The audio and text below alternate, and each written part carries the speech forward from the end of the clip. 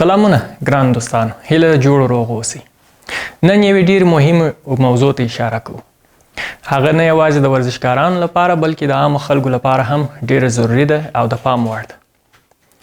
لومړی باید دا ووایم چې د انټي په خپل سر او د ډاکټر د مشورې پرته استعمال کوم زیانونه لري او کومې خطرناکې پایلې لري و عامو خلکو ته او ورزشکارانو ته.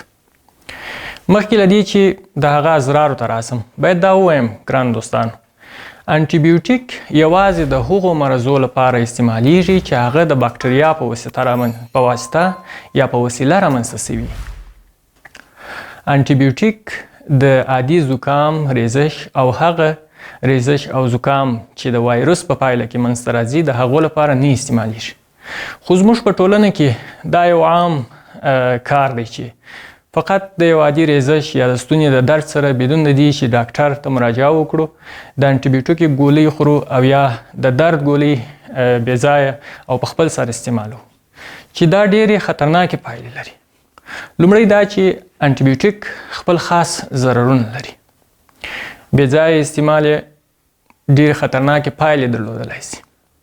خو ورزشکارانو ته د انټي تاوانونه څه شي دي؟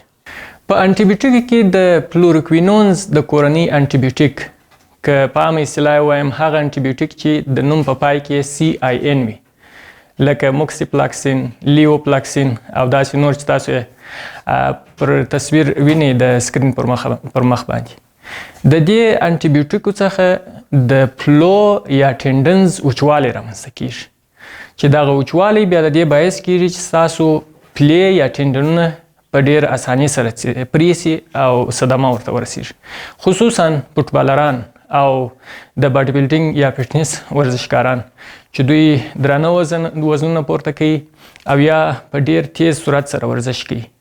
د فوټبالرانو اکثره د زنګانه د پلو مشکلات یا د صدماتو څخه وي او یا داسې چې په عین وخت کې دوی انټي استعمال کړي او د هغه انټي د دوی ته په صدمه رسېدلو کې خاص رول لري. نو زه باید ووایم چې انټي باید په خپل سر او د ډاکټر د توصیې یا مشورې پرته ونه کارول سي. او که چیرې تاسو ورزشکاران یاست کله چې ډاکټر ته مراجعه کوئ نو باید ورته ووایاست چې تاسو ورزشکاران یاست، درانه وزنونه کوئ، نو د فلوروکوینونز د خاندان د انټي څخه تاسو ته درد نه کړي بلکې نور انټي چې د هغو ضرر لږ څه کم دي د هغو څخه تاسو ته توصیه کړي. دوهمه موضوع د درد د ګولیو ده.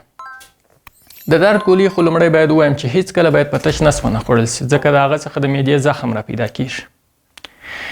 دوهم لوی زیان د درد د ګولۍ دا دی چې کله تاسو یا د عضلاتو د درد او یا نورو بدني یا دروني دردو لپاره د درد ګولۍ استعمالوئ د هغه سره باید په زیاته کچه اوبه وڅښئ ځکه د درد ګولۍ په ډیره کچه او بې ځایه چې استعمال سي د پښتورګو تکلیف رامنځته کوي او حتی د پښتورګو د فلج کېدو سبب کیږي. نو لہذا باید د درد ګولیو سره هم نهایت احتیاط وسي او یوازې په هغه وخت کې وخوړل سي چې ډاکټر توصیه کړي او یا تاسو د ډیر شدید درد احساس کوئ. ډیره مننه، خدای مو جوړ لره.